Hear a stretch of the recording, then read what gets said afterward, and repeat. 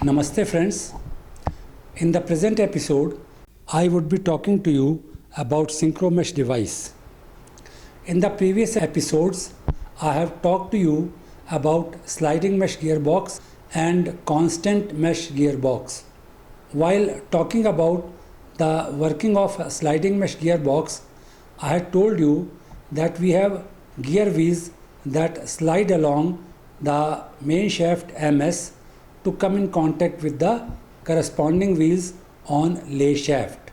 Similarly, in case of constant mesh gearbox, I told you that we have dog clutches that are required to slide on the main shaft and their claw teeth come in contact with the similar claw teeth on the gear wheels.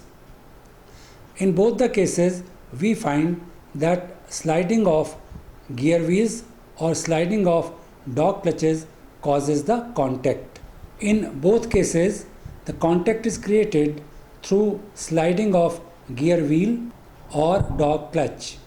In practice, the contact may not be created smoothly even in a very well designed gearbox. Similarly, the disengagement of the gear may not be smooth. This may cause difficulty for the driver of the vehicle. As shifting of gears is a process that is repeated several times, it may also affect adversely the life of gear wheels or dog clutches. SynchroMesh device can make shifting of gears smooth. It can readily be added on constant mesh gearbox, and with modification in design, it can also be added in sliding mesh gearbox. I would be taking up the SynchroMesh device added to a constant mesh gearbox. In constant mesh gearbox, we have shaft ES with pinion P. This pinion meshes with gear wheel A mounted on lay shaft LS. The lay shaft LS has twin wheel BC and another gear wheel D mounted on it. Twin wheel BC is meshing with twin wheel EF. Twin wheel EF is mounted on main shaft MS. Similarly, gear wheel D meshes with idler I, which in turn meshes with gear wheel G mounted on main shaft MS. The main shaft MS has splines on it, and upon splines are mounted two dog clutches D1 and D2. The function of splines, as already explained, permits the movement of dog clutches along the axis of the shaft only. Also, we already know that motion of twin wheel EF and gear wheel G is independent of motion of output shaft MS. As already said, the purpose of SynchroMesh device is smooth shifting of gears. To achieve this, both the dog clutches D1 and D2 have been replaced by this device. One device is placed between the pinion and gear wheel E of twin wheel EF, and another device is placed between gear wheel G and gear wheel F of twin wheel EF. Now let us look at the diagram showing SynchroMesh device between pinion P and gear wheel E. It may be noticed here that pinion P and gear wheel E has been modified. The modifications done in both of these are similar.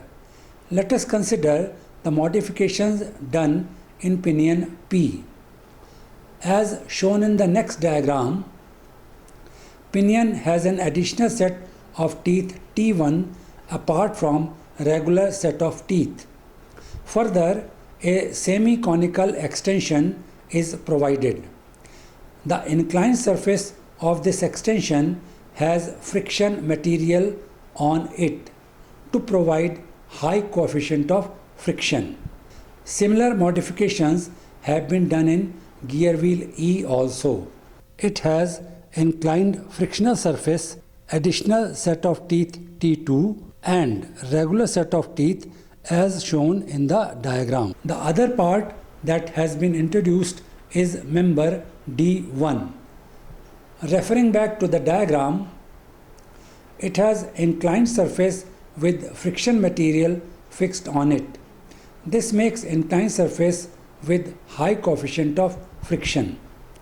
This inclined surface matches with inclined surface provided on the pinion P and gear wheel E.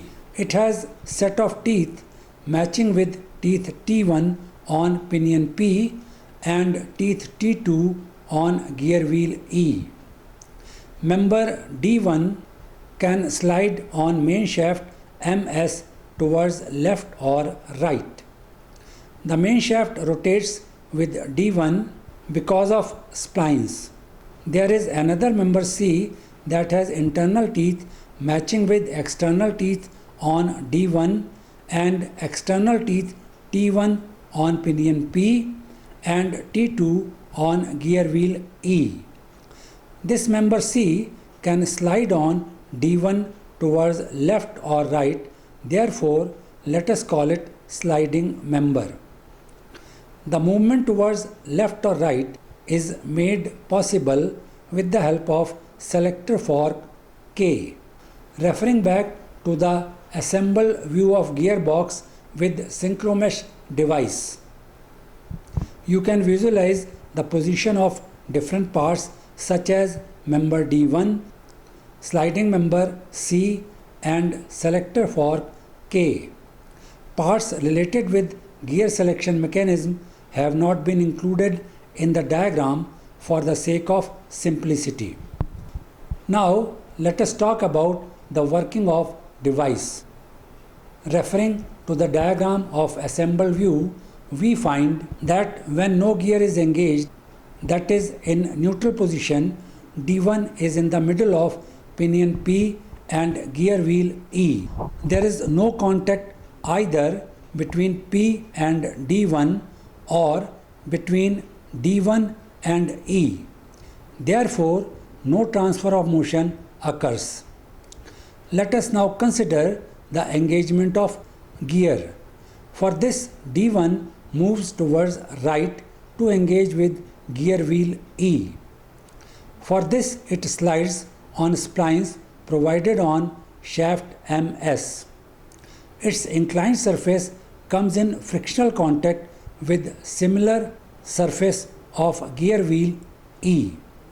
The contact gradually becomes strong as it moves further. This makes gradual transfer of rotary motion from wheel E to D1 and to main shaft MS.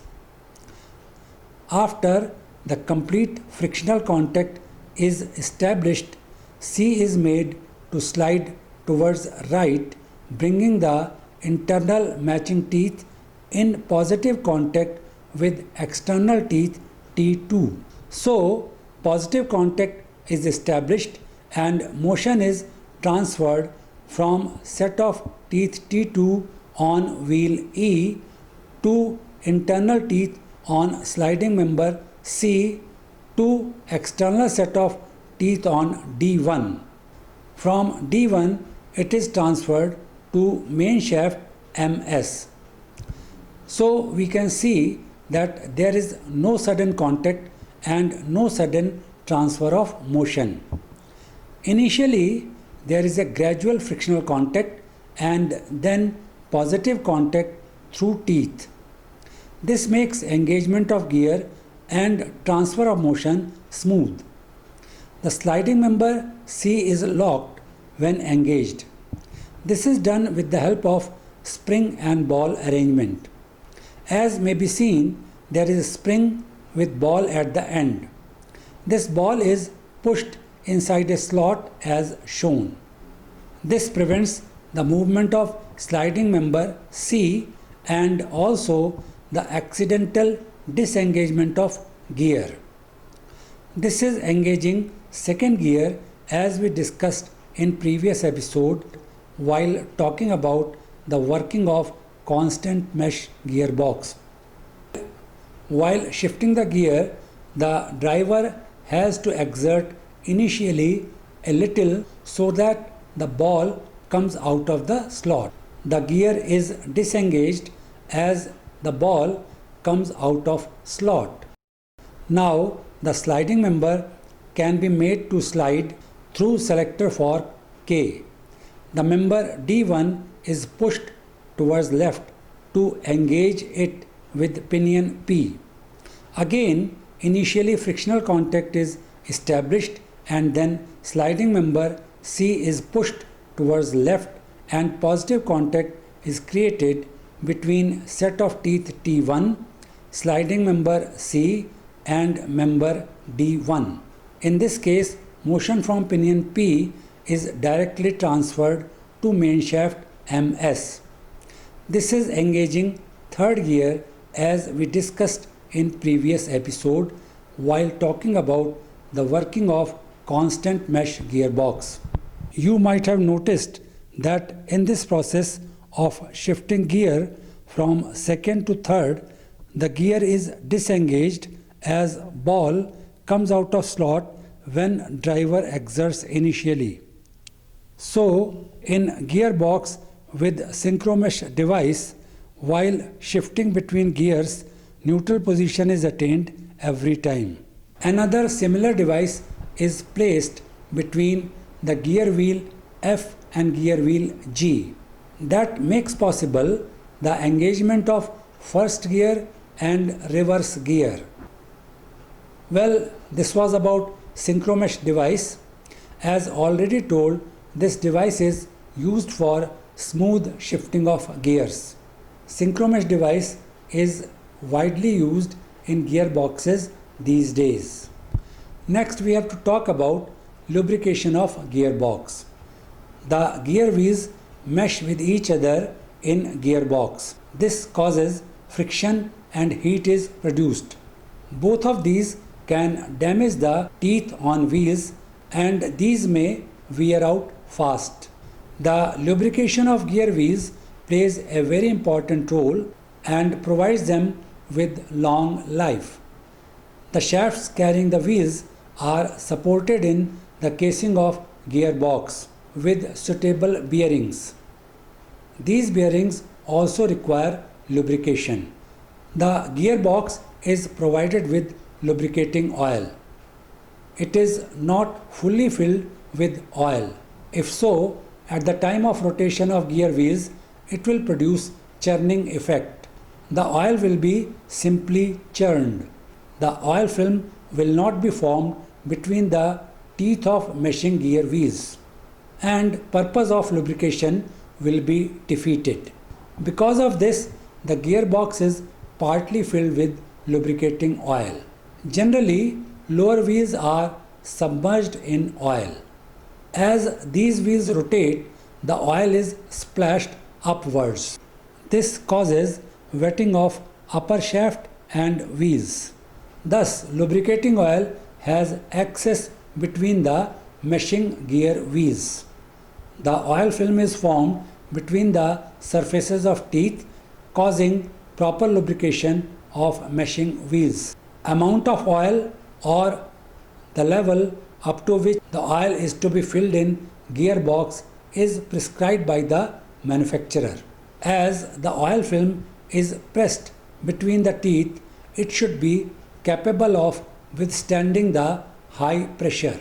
The temperature does not rise much in gearbox. Therefore, significant changes do not occur in the viscosity of oil with rise in temperature. Due to expansion of air inside the gearbox, leakage of oil may occur. To prevent it, a vent is provided in the upper portion of gearbox. Through this vent, the air may escape to the atmosphere. In the next episode, I will be talking to you about selector mechanism that is used to select a particular pair of gear wheels in the gearbox. Thanks for watching this episode.